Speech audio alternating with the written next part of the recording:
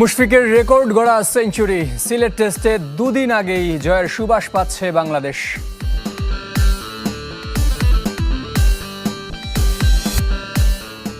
Agent ফি ইস্যুতে কোলম্যানকে পাচ্ছে না বাংলাদেশ, কোচ হিসেবে আলোচনায় থমাস ডুলি।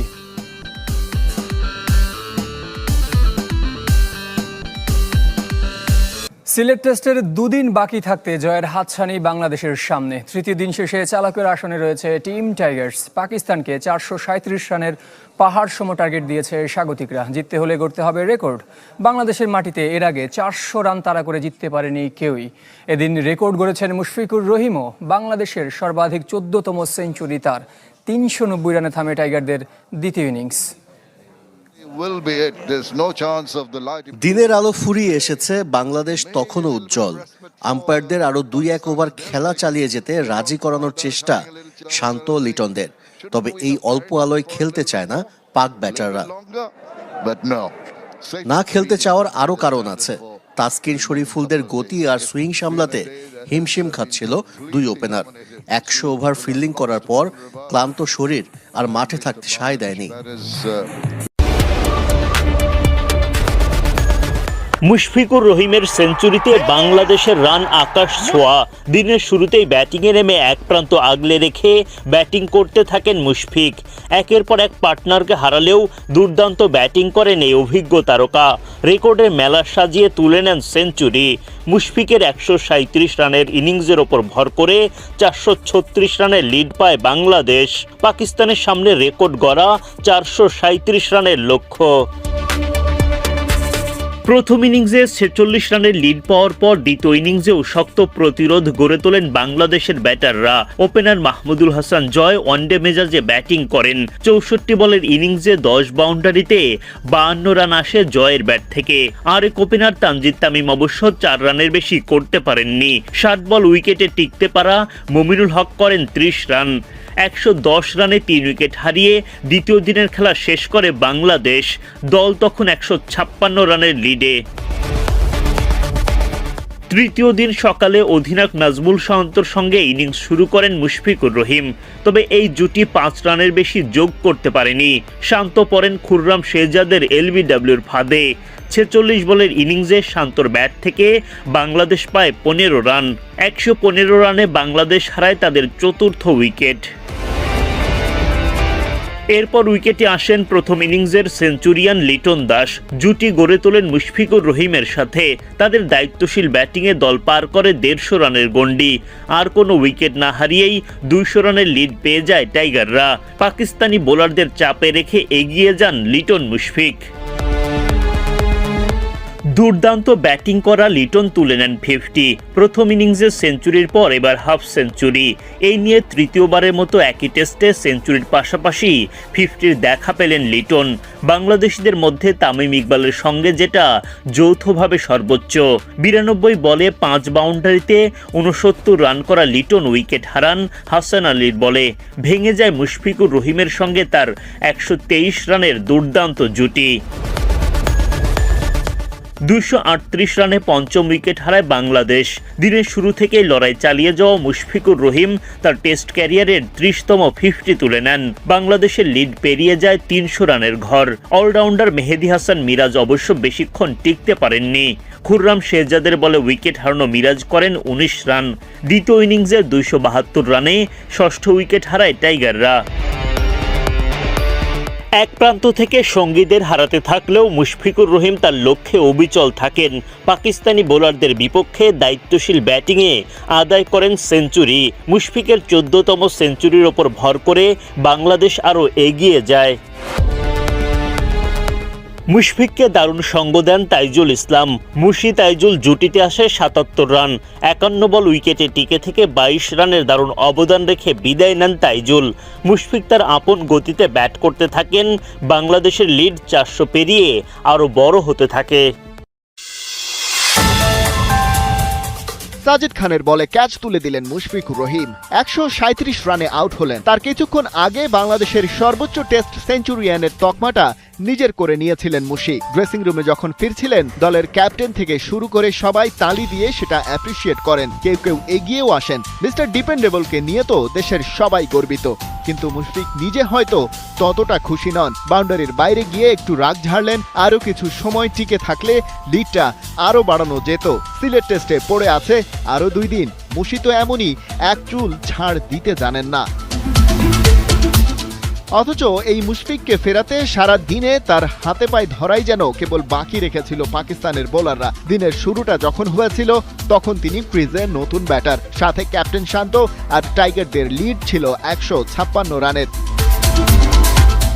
সকালের আবহাওয়ার মতো সুন্দর অবশ্য হলো না বাংলাদেশের শুরুটা। খুররম শাহজাদের করা 31 নম্বর ওভারে এলবিডব্লিউ শান্ত 46 বলে 15 রান করে ফিরেছেন সাজঘরে। এরপর ক্রিজে আসেন আগের ইনিংসের সেঞ্চুরিয়ান লিটন দাস। টাচেই আছেন মুশফিকের সাথে হলো তার 123 রানের পার্টনারশিপ। হাসান আলীর বলে ডিপ থার্ড ম্যানে দাঁড়ানো সৌদ শাকিলের হাতে ক্যাচ দেওয়ার আগে অবশ্য নিজের 20 নম্বর টেস্ট 50 তুলে নিয়েছেন লিটন। আউট হয়েছেন 69 রানে। তার আরেকটা সেঞ্চুরির আক্ষেপ থাকলেও টাইগারদের লিড অবশ্য ততক্ষণে পেরিয়েছে 250। এরপর মুশফিককে মিরাজ সঙ্গ দিতে পারেননি বেশিক্ষণ। তাকে 19 রানে ফিরিয়েছেন খুররম শেহজাদ। তবে ব্যাট হাতে ভরসা জুগিয়ে গেছেন তাইজুল।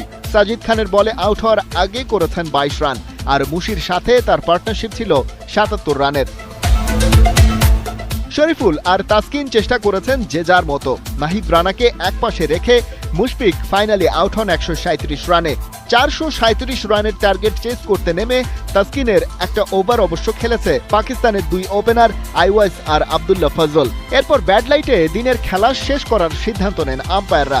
শেষ 2 দিনের মধ্যে বাংলাদেশে চাই 10 উইকেট, আর পাকিস্তানকে এই ম্যাচ জিততে হলে করতে হবে 437 রান। এর আগে অবশ্য সর্বোচ্চ 382 রান চেস করে জিততে পারার রেকর্ড আছে পাকিস্তানের। টেস্ট ক্রিকেটে বাংলাদেশের আরও একটা স্মরণীয় দিন।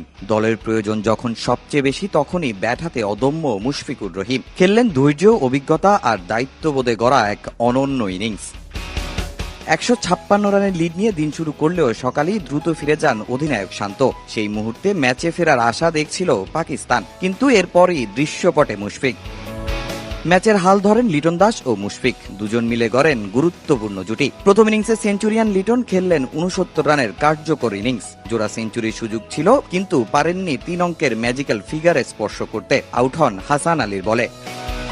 অন্য প্রান্তে ধৈর্য আর অভিজ্ঞতা ইনিংস বড় করতে থাকেন মুশফিক। টেস্ট ক্যারিয়ারের 30তম 50 করার পর যেন আরো দৃঢ় হয়ে ওঠেন এই ব্যাটার। সিঙ্গেল ডাবলসের সঙ্গে সুযোগ পেলেই খেলেছেন বাউন্ডারি। এরপর আসে বিশেষ মুহূর্ত। মোহাম্মদ আব্বাসকে 4 মেরে টেস্ট ক্যারিয়ারের 14তম সেঞ্চুরি পূরণ করেন মুশফিক। এই শতকই মুমিনুল হককে ছাড়িয়ে বাংলাদেশের হয়ে টেস্টে সর্বোচ্চ সেঞ্চুরির মালিক এখন তিনি।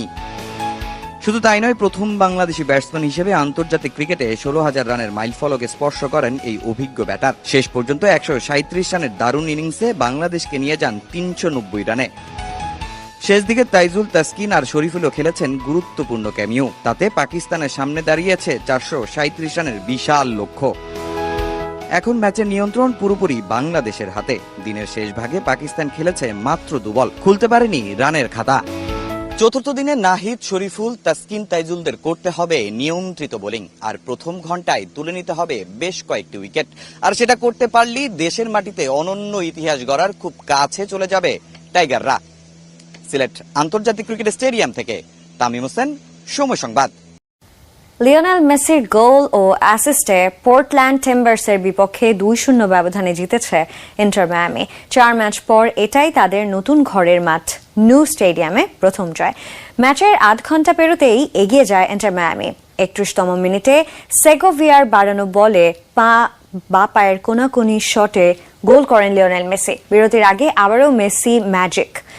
এবার তার বানানো বল জালে পাঠান জার্মান বার্তেরামে। আর্জেন্টাইন ফরওয়ার্ড গোল পেতে পারতেন আরও একটা, যদিও ফ্রি কিক ঠেকিয়ে মেসিকে গোল বঞ্চিত করেন প্রতিপক্ষ গোলকিপার জেমস পান্টেমেস। বিশ্বকাপের আগে মায়ামির আরেকটি ম্যাচ বাকি আছে। ফিলাডেলফিয়া ইউনিয়নের বিপক্ষে ম্যাচ খেলে আর্জেন্টিনার ক্যাম্পে যোগ দেবেন মেসি ও রড্রিগো ডি পল।